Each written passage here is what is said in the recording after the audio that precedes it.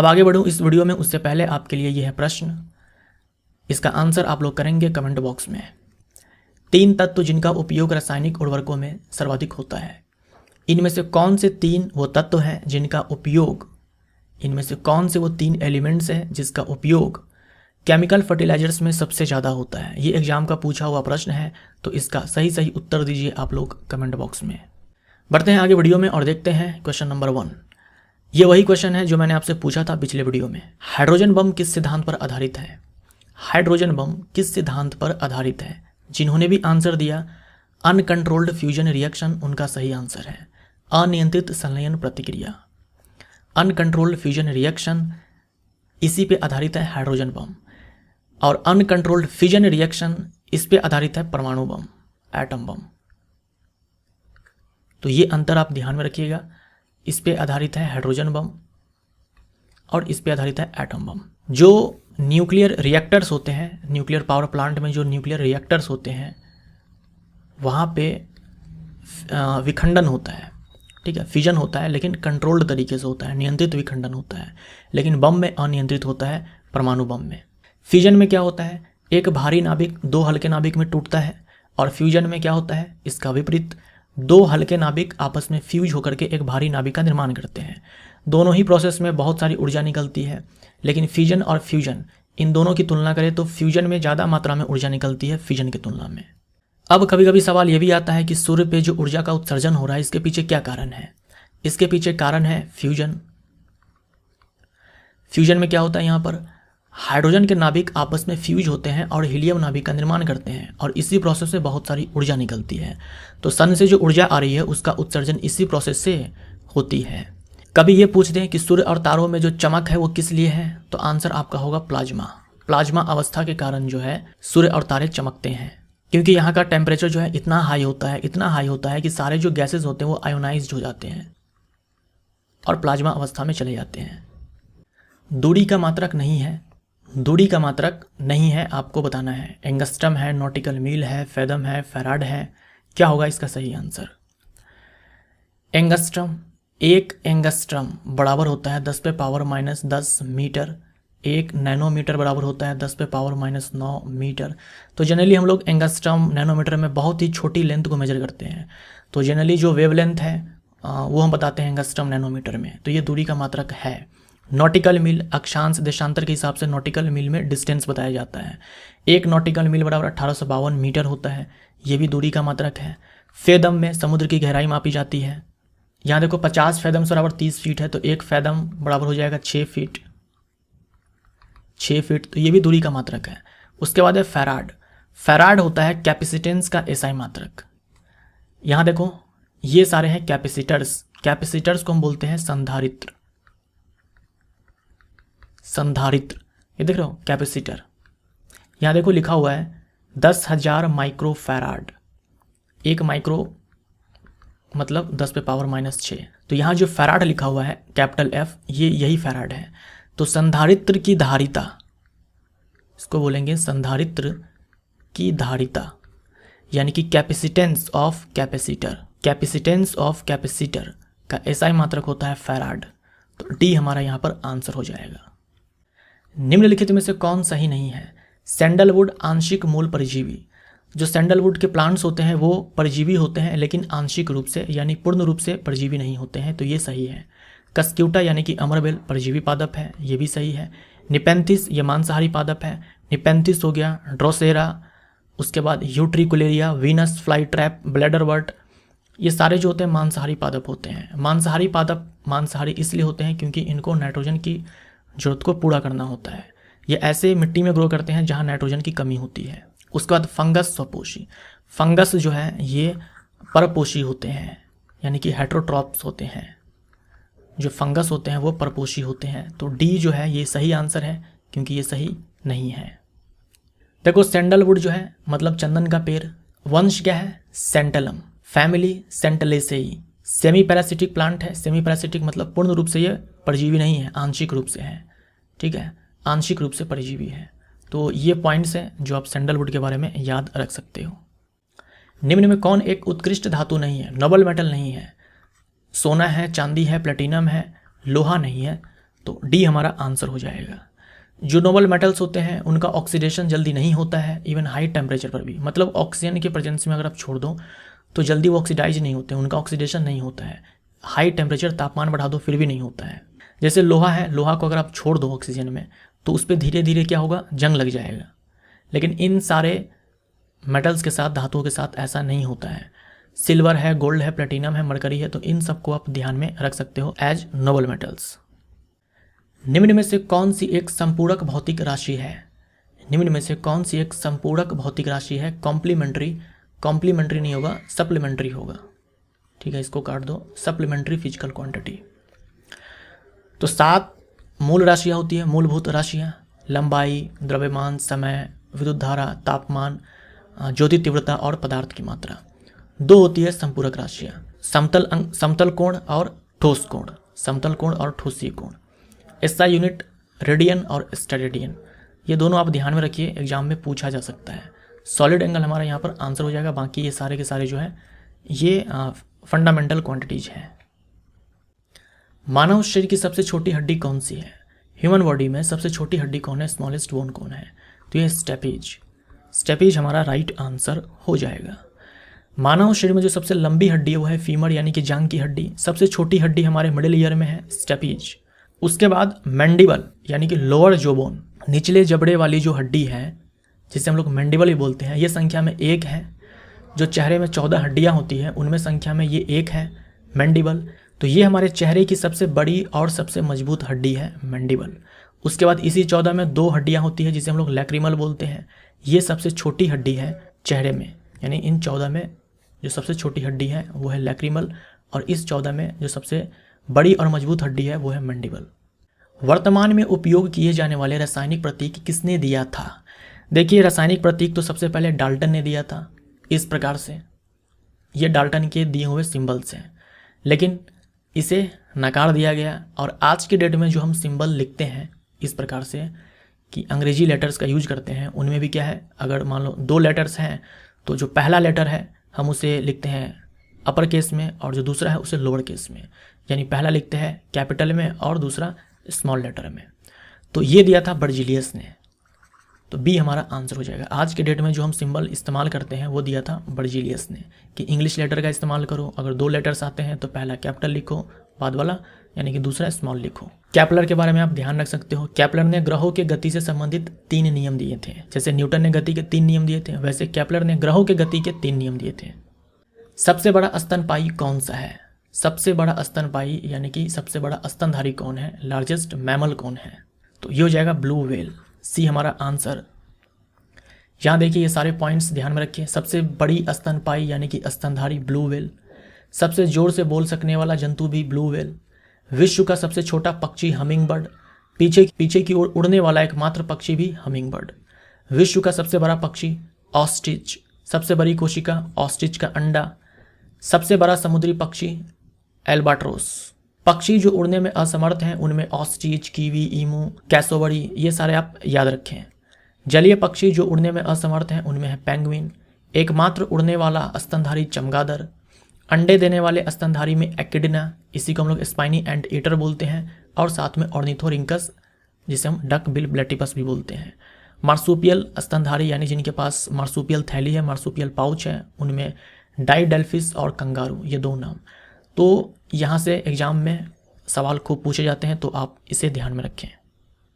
पारिस्थितिकी तंत्र की संकल्पना को किसने परिभाषित किया था? जो इकोसिस्टम है इसके कॉन्सेप्ट को किसने डिफाइन किया था? आंसर हमारा हो जाएगा बी। शब्द पारिस्थितिकी, यहाँ पारिस्थितिकी का मतलब है इकोलॉजी। तो जो इकोलॉजी टर्म है ये दिया था अंश ठीकल ने, और डेफिनेशन भी अंश ठीकल ने ही दिया था। तो शब्द पारिस्थितिकी और इसकी परिभाषा अंश ठीकल ने। आधुनिक पारिस्थितिकी के जनक यानी फादर ऑफ इकोलॉजी ये कहे जाते हैं ओडम। भारत में पारिस्थितिकी के जनक कहे जाते हैं रामदेव मिश्रा। और जो इकोसिस्टम टर्म है एंड इसकी जो परिभाषा है ये दी टांसले ने। आंसर हमारा बी हो जाएगा। निम्न में से कौन एक चार्ल्स डार्विन से संबंधित नहीं है? चार्ल्स डार्विन से संबंधित नहीं है, ये है गैलापागोस आइलैंड्स। तो गैलापागोस आइलैंड्स पे चार्ल्स डार्विन गए थे वहाँ से घूम करके आए, फिर इन्होंने दिया theory of evolution by natural selection. प्राकृतिक चयन द्वारा विकास का सिद्धांत चार्ल्स डार्विन ने ही दिया था गैलापागोस आइलैंड से घूमकर आने के बाद। उसके बाद इन्होंने एक किताब भी लिखी, द ओरिजिन ऑफ स्पीशीज। तो ऊपर के ये तीनों जो है संबंधित है चार्ल्स डार्विन से। उपार्जित लक्षणों का सिद्धांत ये दिया था लामार्क ने। ये पिक्चर है लामार्क का, इन्होंने दिया था उपार्जित लक्षणों का सिद्धांत। चार्ल्स डार्विन और उनके बेटे फ्रांसिस डार्विन ने ऑक्सिन हार्मोन की खोज की थी। जो प्लांट हार्मोन है ऑक्सिन, इसकी खोज की थी चार्ल्स डार्विन ने। आंसर हमारा यहाँ डी हो जाएगा। जाइलम का कौन सा अवयव सभी संवहनी पादपों में उपस्थित होता है? संवहनी पादप हम उसे बोलते हैं जिसमें जाइलम और फ्लोएम देखने को मिलता है। थैलोफाइटा और ब्रायोफाइटा के पास जाइलम फ्लोएम नहीं होता है, तो हम उसे असंवहनी पादप बोलते हैं, एवेस्कुलर प्लांट बोलते हैं। उसके बाद टेरिडोफाइटा, जिम्नोस्पर्म, एंजियोस्पर्म, इन सभी में जाइलम और फ्लोएम दोनों होते हैं, तो उसे हम लोग वेस्कुलर प्लांट्स बोलते हैं। अब जो जाइलम है उसके पास 4 एलिमेंट्स होते हैं, 4 अवयव होते हैं, tracheids, vessels, xylem fibres, xylem parenchyma. यही 4 एलिमेंट्स होते हैं, 4 अवयव होते हैं। तो आपको बताना है इनमें से कौन सा वो अवयव है जो सारे ही प्रकार के वेस्कुलर प्लांट्स के अंदर पाए जाते हैं। देखिए हर वेस्कुलर प्लांट के अंदर, हर संवहनी पादप के अंदर ये चारों उपस्थित नहीं होते हैं। किसी में कुछ तो किसी में कुछ गायब होता है इन 4 में से, लेकिन एक ऐसा अवयव जरूर है जो सारे में ही उपस्थित होते हैं। बताइए कौन सा है?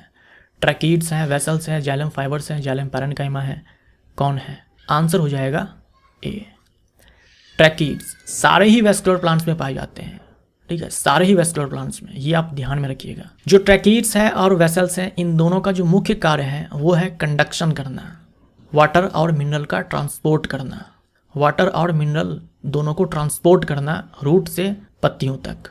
उसके बाद जाइलम फाइबर्स, इसका काम है मैकेनिकल सपोर्ट देना, यांत्रिक सहारा प्रदान करना। जाइलम पैरेन्काइमा, इनका काम है स्टोरेज का, ठीक है, स्टोरेज का भी है, मैकेनिकल सपोर्ट का भी है, लेकिन मैकेनिकल सपोर्ट के लिए जो सबसे ज़्यादा जिम्मेवार है वो है जाइलम फाइबर्स। बाकी ट्रैकीड्स और वेसल्स ये दोनों भी मैकेनिकल सपोर्ट देते हैं, लेकिन मुख्य काम इसका कंडक्शन का है, संवहन करना, जल और खनिज का संवहन करना। इसके अलावा एक पॉइंट और आप ध्यान में रखें, ये जो वेसल्स है ना, ये वेसल्स आपको नहीं दिखेगा जिम्नोस्पर्म में, याद रखिएगा। ट्रैकीड्स ये सारे में दिखेंगे आपको, जितने भी वेस्कुलर प्लांट्स होते हैं ये सारे में दिखेंगे आपको, लेकिन जो वेसल्स हैं ये जिम्नोस्पर्म के अंदर नहीं दिखेगा, केवल और केवल दिखेगा एंजियोस्पर्म में। केवल और केवल एंजियोस्पर्म बोले तो टेरिडोफाइटा के अंदर भी नहीं दिखेगा और ना ही जिम्नोस्पर्म के अंदर दिखेगा। एंजियोस्पर्म के अंदर ये यूनिक फीचर है, ध्यान में रखिएगा, यूनिक फीचर है एंजियोस्पर्म का कि उसके अंदर वेसल्स होते हैं। निम्न में से कौन सी गैस पृथ्वी पर ग्रीन हाउस प्रभाव के लिए अधिक जिम्मेवार है? तो कई प्रकार के ग्रीन हाउस गैसेस हैं, मीथेन है, कार्बन डाइऑक्साइड है, नाइट्रस ऑक्साइड है, वाटर वेपर है, CFC है, क्लोरोफ्लोरोकार्बन, ओजोन है, लेकिन सबसे अधिक जिम्मेवार है तो ऊपर के दोनों, मीथेन और कार्बन डाइऑक्साइड। मीथेन और कार्बन डाइऑक्साइड, सी हमारा आंसर हो जाएगा। वैसे देखो तो जल वाष्प और कार्बन डाइऑक्साइड ये भी ग्रीन हाउस गैस कहलाते हैं, ओजोन, कार्बन डाइऑक्साइड ये भी ग्रीन हाउस गैस कहलाते हैं, लेकिन जो सबसे अधिक जिम्मेवार है उनमें हम मीथेन और कार्बन डाइऑक्साइड को ही इंक्लूड करेंगे। तो इस हिसाब से सी हमारा आंसर हो जाएगा। ये एग्जाम का पूछा हुआ सवाल है। निम्नलिखित में से किसे ऑडम कहा जाता है? ऑडम, ऑडम से ही सिंबल लिया गया है AU, जो कि सिंबल है गोल्ड का, तो बी हमारा यहाँ पर आंसर हो जाएगा। आयरन, आयरन के लिए हम लोग सिंबल लिखते हैं Fe, ये लिया गया है लैटिन नाम फेरम से। गोल्ड का सिंबल लिखते हैं AU, ये लिया गया है लैटिन नाम ऑरम से। सिल्वर का सिंबल Ag लिखते हैं, अर्जेंटम से लिया गया है। लेड के लिए हम Pb लिखते हैं, प्लम्बम से लिया गया है। मरकरी के लिए हम लोग Hg लिखते हैं, जो कि हाइड्रार्जियम से लिया गया है। सोडियम के लिए हम लोग Na लिखते हैं, जो कि नाइट्रियम से लिया गया है। पोटेशियम के लिए हम लोग K लिखते हैं, जो कि कैलियम से लिया गया है।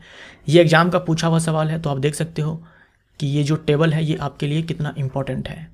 इस प्रकार के जो प्रश्न हैं ये यहाँ से बनते हैं इस टेबल से, तो आप इस टेबल को ध्यान में रखिए। निम्न में कौन सा भी कार्बनिक यौगिक में हमेशा मौजूद रहता है? कार्बनिक यौगिक है तो डेफिनेटली कार्बन हमेशा मौजूद रहता है, लेकिन इसका मतलब ये नहीं है कि जिसमें कार्बन होगा वो कार्बनिक यौगिक ही होगा। जो कार्बनिक यौगिक होगा उसमें कार्बन जरूर होगा, लेकिन हर कार्बन वाला यौगिक कार्बनिक नहीं होगा। जैसे कार्बन डाइऑक्साइड, ठीक है, कैल्शियम कार्बोनेट, यहाँ भी देखो कार्बन है, यहाँ भी कार्बन है, लेकिन ये सारे क्या है?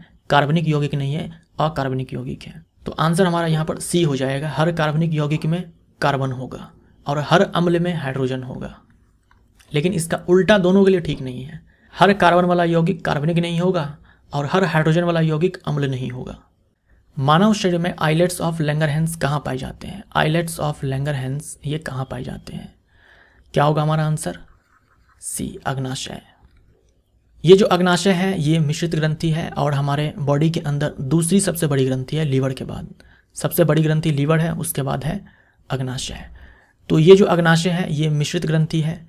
मिश्रित ग्रंथि बोले तो इसके पास एक्सोक्राइन पार्ट भी है, यानी ये एक्सोक्राइन ग्लैंड भी है और एंडोक्राइन ग्लैंड भी है। बहिर्स्रावी ग्रंथि भी है और अंतःस्रावी ग्रंथि भी है। ये जो एंडोक्राइन वाला पार्ट है या फिर बोल दो ये जो एंडोक्राइन ग्लैंड की तरह काम कर रहा है जो भाग, उसी को हम लोग आइलेट्स ऑफ लैंगरहैंस बोलते हैं। तो टोटल जो पार्ट है ना इसका मात्र 1%, लगभग 1% भाग ही है जो एंडोक्राइन पार्ट है। बाकी के जो 99% पार्ट है वो एक्सोक्राइन पार्ट है। तो ये जो एंडोक्राइन वाला पार्ट है जिसे हम लोग आइलेट्स ऑफ लैंगरहैंस बोलते हैं, इसमें कई प्रकार की कोशिकाएं होती है, जैसे कि बीटा सेल्स हैं, अल्फा सेल्स हैं, डेल्टा सेल्स हैं। ये जो बीटा सेल्स होते हैं ना यही बनाते हैं इंसुलिन हार्मोन, यही इंसुलिन हार्मोन बनाते हैं। और जो एक्सोक्राइन पार्ट है, एक्सोक्राइन ग्लैंड है, ये पैनक्रियाटिक जूस बनाते हैं जिसे हम लोग पूर्ण पाचक रस बोलते हैं, अग्नाशय रस। मानव शरीर का एकमात्र अंग जो पुनः विकसित हो सकता है यानी कि रीजनरेट कर सकता है, ये है लीवर। सी हमारा आंसर। लीवर जो है एकमात्र ऑर्गन है हमारे बॉडी के अंदर जो रीजनरेट कर सकता है। जैसे यहाँ देखो पिक्चर में दिखलाया गया है प्री ऑपरेशन, ये पार्ट दिख रहा है आपको। पोस्ट ऑपरेशन, ऑपरेशन के बाद इस पार्ट को काट करके हटा दिया गया और देखो वापस से ये आ गया। तो लीवर के पास एकमात्र क्षमता है रीजनरेट करने की। तो सी हमारा आंसर हो जाएगा। लीवर बाइल जूस बनाता है, लीवर बाइल जूस बनाता है और ये बाइल जूस स्टोर कहाँ होता है? गॉल ब्लैडर में। तो बाइल जूस बनाता लीवर है, स्टोर होता है गॉल ब्लैडर में यानी कि पित्ताशय में। बाइल जूस यानी कि पित्तरस। और इस बाइल जूस में कोई भी एंजाइम नहीं होता है। इस बाइल जूस का काम होता है वसा का पाइसीकरण करना, इमल्सिफाई करना वसा को। क्वेश्चन नंबर 17 है, जो पदार्थ की 5वीं अवस्था है बोस-आइंस्टीन कंडेंसेट, इस अवस्था को 2001 में अमेरिका के 3 वैज्ञानिकों ने प्राप्त किया था। तो इसके चलते इन तीनों को मिला था नोबेल प्राइज फिजिक्स में 2001 में। बताना है कि इनमें से कौन है वो वैज्ञानिक। तो ये सारे हैं, कॉर्नेल है, कैटरेले है, वीमैन है। इन तीनों को दिया गया था फिजिक्स में नोबेल प्राइज। क्यों दिया गया था? इस अवस्था को प्राप्त करने के लिए 2001 में। इस अवस्था से संबंधित कुछ बातें हैं जो एग्जाम में पूछे जाते हैं, जैसे कि 1920 में जो भारतीय भौतिक वैज्ञानिक थे सत्येंद्र नाथ बोस, इन्होंने पदार्थ की 5वीं अवस्था के लिए कुछ गणनाएं की थी। इन्हीं गणना के आधार पर जो अल्बर्ट आइंस्टीन थे, इन्होंने पदार्थ की 5वीं अवस्था को लेकर के कुछ भविष्यवाणी की थी, जिसे बोस-आइंस्टीन कंडेंसेट कहा गया। तो ना तो ये और ना ही ये, इन दोनों में से यानी कि सत्येंद्र नाथ बोस और अल्बर्ट आइंस्टीन, इन दोनों में से किसी ने भी इस अवस्था को प्राप्त नहीं कर पाया था। ये अवस्था को प्राप्त किया गया 2001 में इन तीनों वैज्ञानिकों के द्वारा, इसीलिए दिया गया 2001 में नोबेल प्राइज इन तीनों को। कैसे प्राप्त होता है ये अवस्था? तो यहाँ देख लो, जो सामान्य वायु है, तो सामान्य वायु के घनत्व के 1,00,000वें भाग जितने कम घनत्व वाली गैस, मतलब एक ऐसी गैस चाहिए जिसका जो घनत्व है वो घनत्व होना चाहिए 1,00,000वें भाग के बराबर। 1,00,000वें भाग किसके? सामान्य वायु का जो घनत्व होता है उसके 1,00,000वें भाग के बराबर घनत्व वाली गैस चाहिए। उसको कम तापमान पर ठंडा करना होगा, तब जाकर के ये अवस्था जो है प्राप्त होती है। तो ये BEC बोस-आइंस्टीन कंडेंसेट से संबंधित कुछ बातें हैं जो आप ध्यान में रख सकते हो। निम्नलिखित में से कौन सा सही सुमेलित नहीं है? वोल्टमीटर, वोल्टमीटर विभवांतर मापता है, ये सही है। एमीटर विद्युत धारा मापता है, सही है। पोटेंशियोमीटर विद्युत वाहक बल मापता है, EMF ऑफ द सेल, ये भी सही है। गैल्वेनोमीटर विद्युत प्रतिरोध मापता है, गलत हो जाएगा। गैल्वेनोमीटर करंट मापता है, वो भी बहुत छोटे छोटे करंट जैसे कि मिली एम्पियर, माइक्रो एम्पियर, ये सारे करंट मेजर करता है। और गैल्वेनोमीटर जो है ये भी बता देता है कि करंट किस दिशा में फ्लो हो रहा है, तो ये जो है गलत हो जाएगा। विद्युत प्रतिरोध मापना है तो ओम मीटर का इस्तेमाल किया जा सकता है, ओम मीटर इलेक्ट्रिक रेजिस्टेंस मापने के लिए। जो वोल्ट मीटर है इसको लगाया जाता है सर्किट में पैरेलल में, ठीक है, पैरेलल में। और जो एमीटर है इसे सर्किट में लगाया जाता है सीरीज में, यानी कि श्रेणी क्रम में। वोल्टमीटर को समानांतर क्रम में और एमीटर को श्रेणी क्रम में। दर्पण के सामने खड़े एक व्यक्ति को अपना प्रतिबिंब अपने से बड़ा लगता है। इसका तात्पर्य है कि दर्पण का प्रकार है। देखिए, उत्तल दर्पण में तो प्रतिबिंब हमेशा छोटा बनता है, समतल दर्पण में हमेशा वस्तु के साइज का ही बनता है। एक अवतल दर्पण ही है जिसमें वस्तु का प्रतिबिंब बड़ा बन सकता है। तो आंसर हमारा ए हो जाएगा। अगर मान लीजिए आपसे सवाल ये पूछा जाता है कि आपको समतल दर्पण में अपना पूरा प्रतिबिंब देखना है, जैसे ये एक लड़की है, इसे अपना पूरा इमेज देखना है इस समतल दर्पण में, याद रखिएगा समतल दर्पण में, इस लड़की को अपना पूरा प्रतिबिंब देखना है इस समतल दर्पण में। तो दर्पण की जो लंबाई है वो कितनी होनी चाहिए, या फिर बोल दो ऊंचाई कितनी होनी चाहिए। तो व्यक्ति की जो लंबाई होती है उसके आधे लंबाई की दर्पण चाहिए, इस प्रकार से। जैसे यहाँ 1 यूनिट लिया गया है तो यहाँ पर देखो हाफ यूनिट।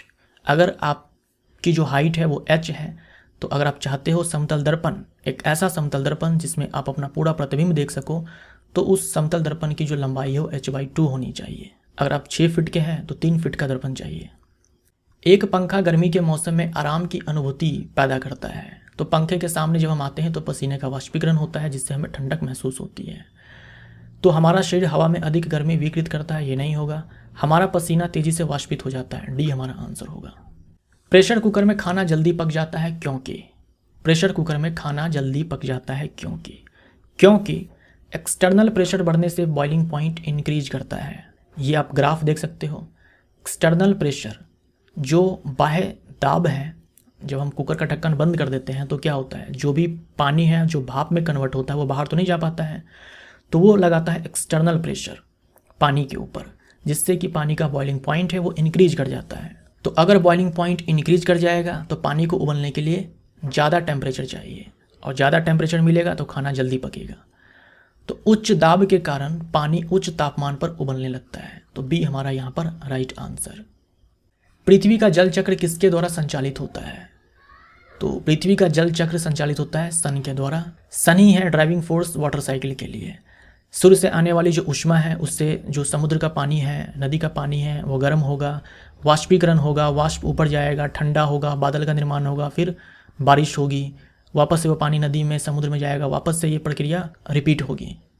यदि रेफ्रिजरेटर के दरवाजे कुछ घंटे के लिए खुला छोड़ दे तो कमरे का तापमान क्या होगा?